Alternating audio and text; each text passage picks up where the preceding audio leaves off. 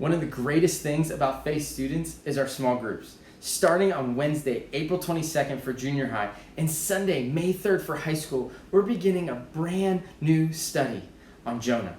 Now, I know what you might be thinking. Jonah? The kid's story, Jonah and the whale? Same story, but this is not going to be your little kid's kind of study. At the end of the day, God is more concerned with who we are in Him than what we do for Him. Few figures illustrate that truth better than Jonah. Focused on the prophet rather than his prophecy, the story of Jonah gives us a picture of a man on the run due to his own selfish desires.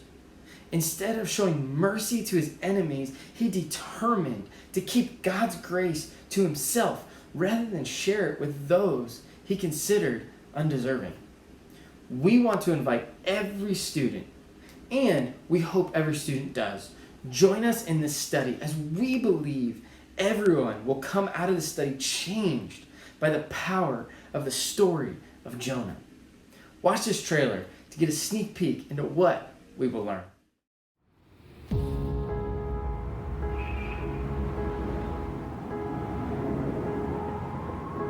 Now the word of the Lord came to Jonah, son of Amittai, saying, Go to Nineveh, that great city, and call out against it, for their evil has come up before me. But Jonah rose to flee from the presence of the Lord.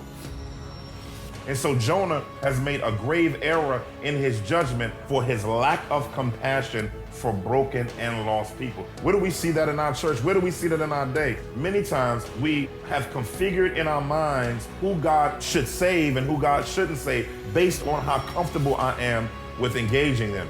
And if God responded to us like we respond to other people, none of us would have been saved. All of us are like Jonah in some way, shape, or form, because most of us like what God says until we are called to action.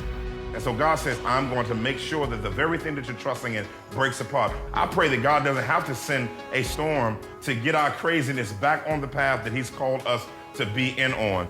Now He's saying to him, see, this is my issue with you, Jonah. You have more compassion for your needs being met temporarily than the eternal needs of others who you may not like.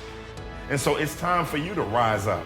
You need to wake up and to rise up to your need to respond to God in biblical obedience. And so in order for us to repent, guess what we have to do? We have to let go of some stuff that may corrode our ability to maximize our walk with God through Jesus Christ and our relationship with Him.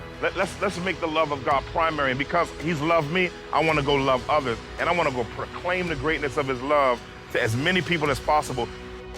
I pray that through this series, God would change our heart, that He would change our hearts and begin to make us more compassionate, make us more loving. Then us going through this book will show God doing surgery and unearthing things in our life that will unleash us to the glory of God